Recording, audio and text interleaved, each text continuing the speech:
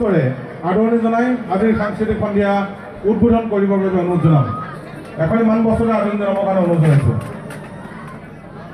প্ৰাক্তন সেৱা কৰিব ছাত্ৰ একতা সভা লক্ষী সদৰ শিক্ষাপীঠৰ উচ্চ মাধ্যমিক বিদ্যালয়ৰ ছাত্ৰ একতা সভাৰ সন্মানীয় সাধাৰণ সম্পাদিকাই সম্বৰ্ধনা জনালে।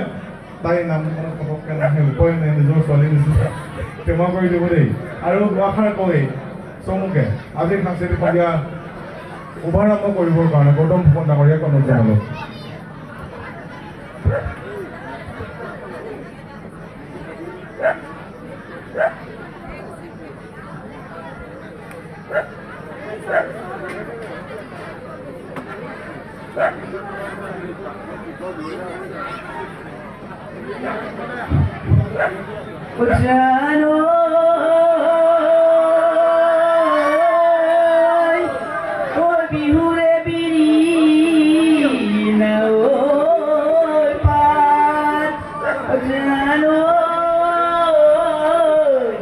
বিহু থাকে মানে বিহু কে দিনা ও বিহু বলে দিনা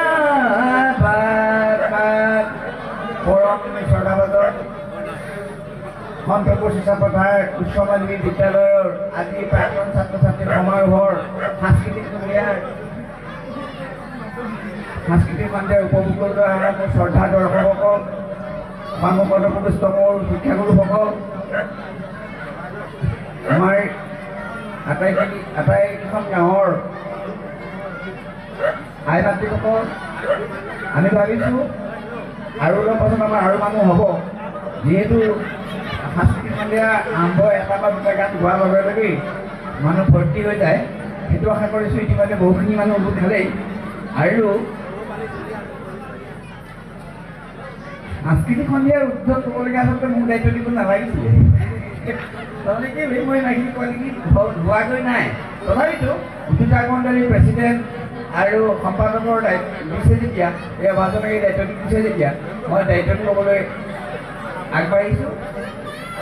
এতিয়া এখন সমাজ, এটা পৰিৱেশ আৰু এখন স্কুল বা এটা জীৱন গঢ়িবলৈ মানুহৰ সকলোৰে সহায় সহযোগ লাগে।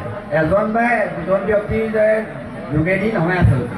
আৰু সেইখিনি আগবাঢ়ি যাবলৈ হ'লে আমাৰ প্ৰাক্তন ছাত্ৰ ছাত্ৰীৰ সমাৰোহৰ প্ৰথমে নামলৈ প্ৰধান শিক্ষক গোটক, তাৰপিছত প্ৰেচিডেণ্ট আৰু ছেক্ৰেটেৰী ডাঙৰীয়াক, প্লাছ আমাৰ প্ৰাক্তন ছাত্ৰ ছাত্ৰীসকল আৰু বৰ্তমান পঢ়ি থকা ছাত্ৰ ছাত্ৰীসকল সকলোৰে সহায় সহযোগিতা আমাৰ আন্তৰিকতা কামনা কৰিব লাগিবই। তেতিয়াহ'লে আমি অনুষ্ঠান এটা সাফল্যমণ্ডিত হ'ব পাৰিম।